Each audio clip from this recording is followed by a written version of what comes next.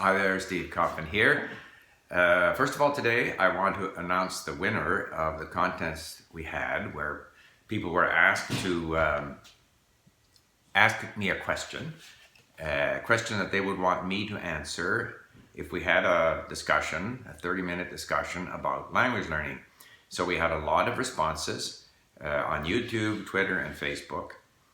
And the winner is Daniel Candido, who is one of my viewers here at YouTube.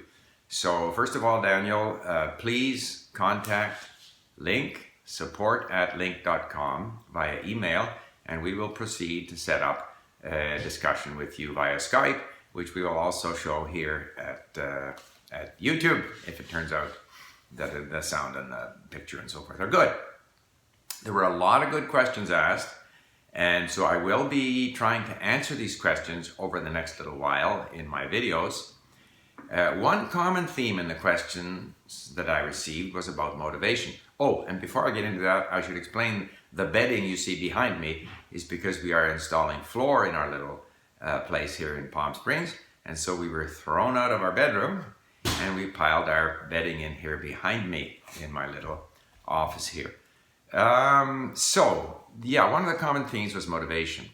And of course, there's two kinds of motivation that I see in language learning. One is the sort of longer term motivation that drives us to want to learn a language, which could be a friend or relative, it could be a trip we want to make, it could be a professional reason, it could be an interest in the culture. And that kind of motivation you have to find within yourself. It can be sparked by someone else, it could be sparked by someone you know or something that happened to you, but you have to get it within yourself. The second kind of motivation is that motivation, that everyday motivation. Yeah, I would like to learn the language, but today I don't have the time, I don't feel like it, I don't want to, I'm not getting anywhere. So how do we deal with that motivation? Getting us, at the task every day. And there, what I find useful is having very specific numbers and tasks. So, for example, in my Arabic, where I sometimes feel that I'm treading water and not progressing as quickly as I would like, I make sure that every day I review 3 of the mini stories in Link, stories that I have already gone through. And of course, forgotten most of the words that I looked up. But I'll go through 3 of them at least a day. And I'll do it while listening to the natural voice. And typically, you can reset it 5 seconds. So 5 seconds, and I do it, by the way, in sentence view, so that 5 seconds of the voice corresponds more or less of the narrator's voice to a sentence. And so I go through 3 of these a day. I have to do that. That's a specific task that I set myself. Of course, I always listen when I have an opportunity while in the car doing dishes, going for a walk, and so forth. I have observed that because on the playlist, it records how many times you've listened to these stories. And of course, I have listened to the earlier stories more often than the later stories. And I find that those stories that I know the best are the ones that I have listened to at least 30 times. In fact, there are even some later stories that I have listened to more often, and I understand those better. So I know, again, a very specific mechanical thing, I have to listen at least 30 times before these stories are going to soak in as meaning without me having to translate.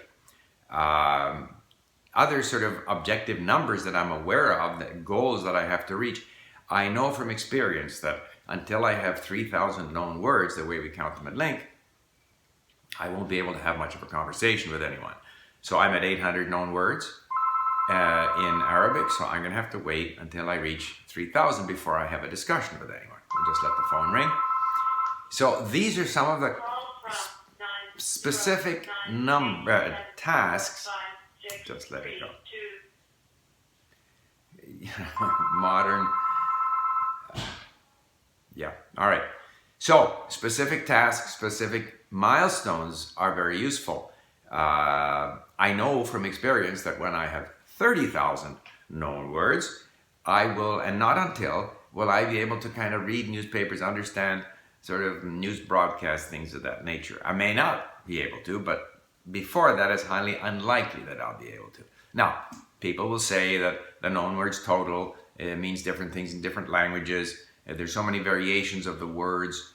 in Arabic, they tack on the and wa to the beginning of a word. So every word, if you say and a car, that's another word. So, these numbers are not scientific, statistics on how many words you know, but it's an indicator. And I find all of these numerical indicators that we have at Link are very helpful in terms of guiding us through the sort of daily tasks, shorter term goals, and our ability to follow our progress towards these shorter term goals that keep us motivated.